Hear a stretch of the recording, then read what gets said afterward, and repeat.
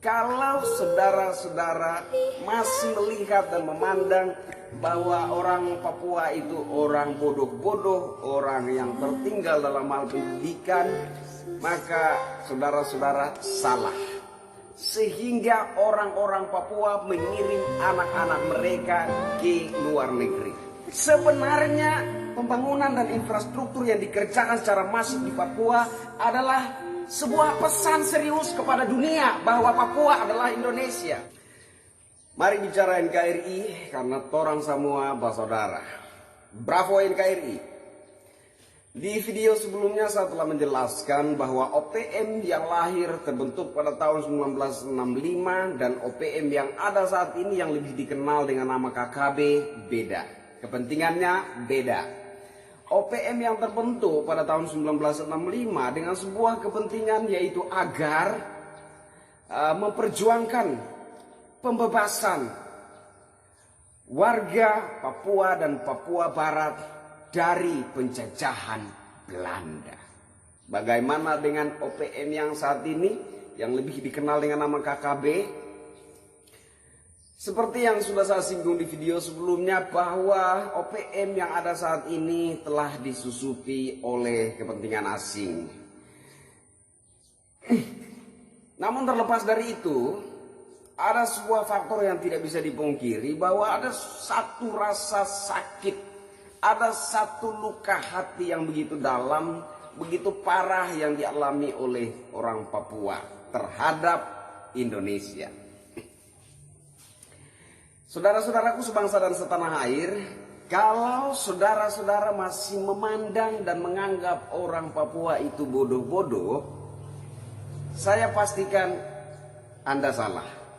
Sekali lagi, kalau saudara-saudara masih melihat dan memandang bahwa orang Papua itu orang bodoh-bodoh, orang yang tertinggal dalam hal pendidikan, maka saudara-saudara salah.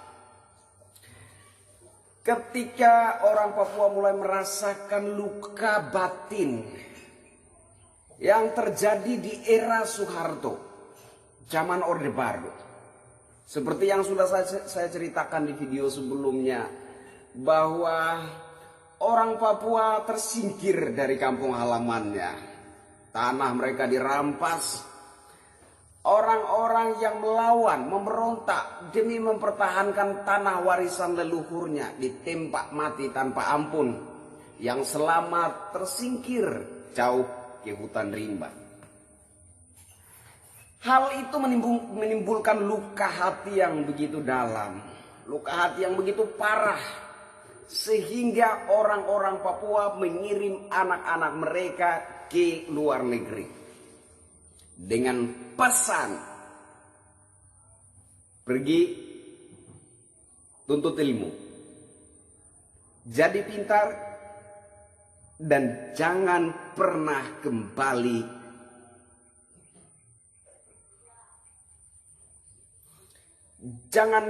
kembali untuk Indonesia.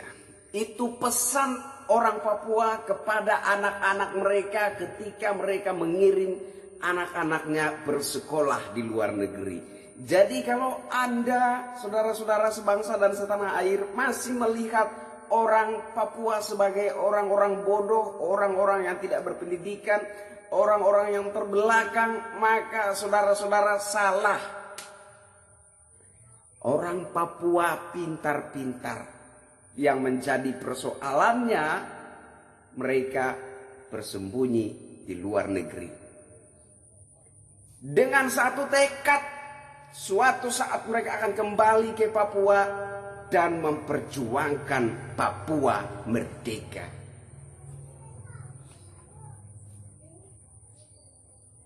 Biar saudara-saudara tahu kenapa betapa sulitnya meredam isu Papua merdeka. Karena banyak anak-anak Papua yang pintar-pintar berada di luar negeri. Itu.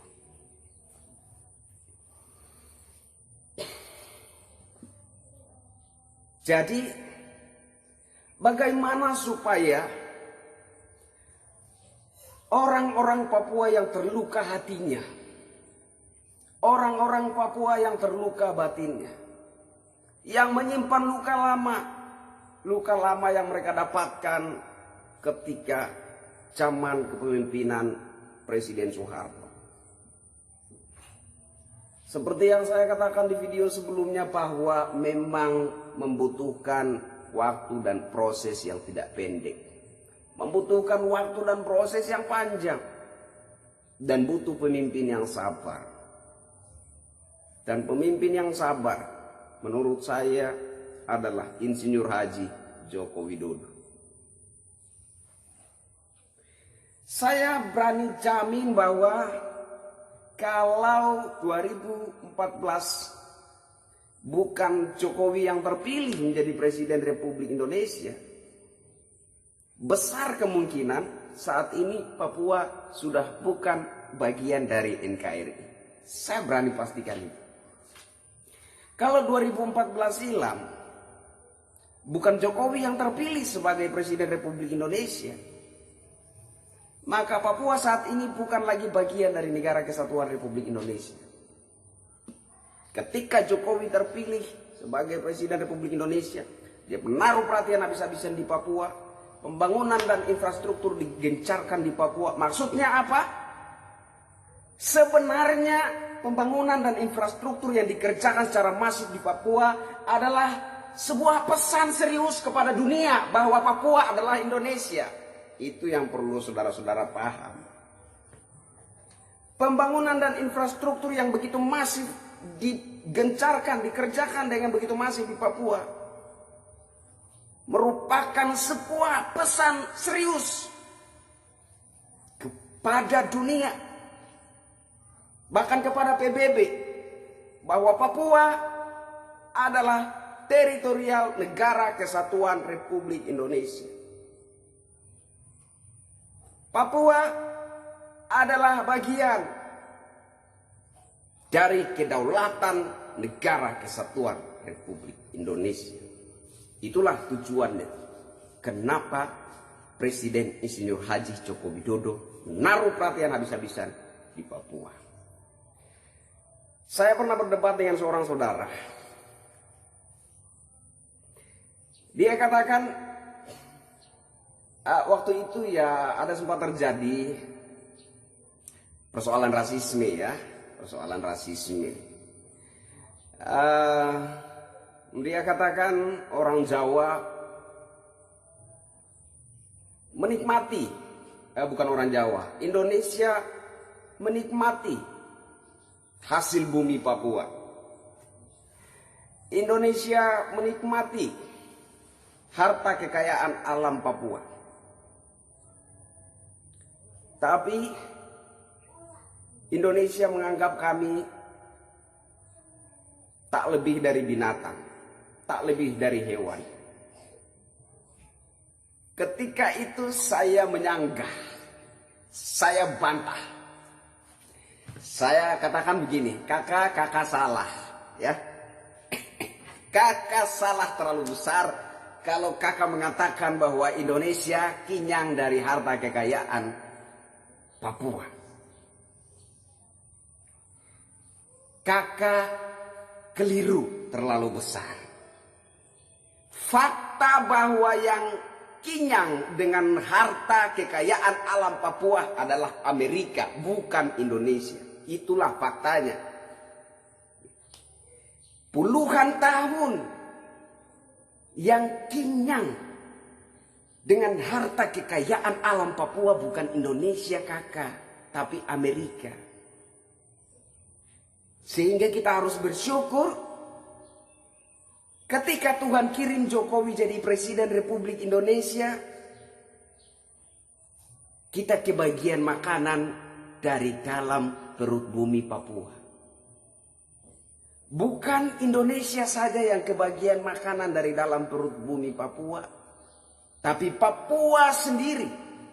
Saya kira baru pertama kali merasakan nasi dari dalam perut bumi Papua. Itu faktanya. Sebelum Jokowi jadi presiden, Indonesia dapat berapa persen penghasilan kekayaan alam yang ada di Papua? Coba dijawab. Indonesia dapat berapa persen? Tidak sampai 10%, kakak. Tidak sampai 10%. Artinya, ya saya ibaratkan sebelum Jokowi jadi presiden, kalau Indonesia itu dapatnya kerak nasi dari hasil harta kekayaan alam Papua, ya saya ibaratkan kalau Indonesia itu dapatnya kerak nasi, maka Papua itu dapatnya apa ya? Remah-remah. Remah-remah. Apa itu remah-remah? Remah-remah adalah sisa makanan yang ketinggalan dalam piring. Sebelum Jokowi jadi Presiden Republik Indonesia, kenyataannya kan seperti itu. 10% pun tidak sampai, kakak. Yang kenyang dengan harta kekayaan alam Papua bukan Indonesia, kakak, Amerika. Indonesia baru kebagian makan di era kepemimpinan Presiden Insinyur Haji Joko Widodo. Dan ketika Indonesia kebagian makan, maka Papua tidak lagi mendapatkan remah-remah, melainkan makan seperti tuan. Itu fakta.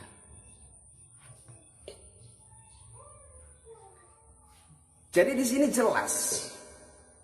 Nah, ketika Jokowi berkeras menekan pihak asing untuk tidak lagi mendapat kerak nasi dari hasil kekayaan alam Papua, hal ini menjadi menambah satu lagi faktor pemicu kepentingan asing menghasut warga Papua. Yang saya maksudkan adalah yang tergabung di OPM, ya, KKP. Oleh sebab itu kita harus membantu Bapak Presiden Insinyur Haji Joko Widodo. Saya kira itu kesimpulannya.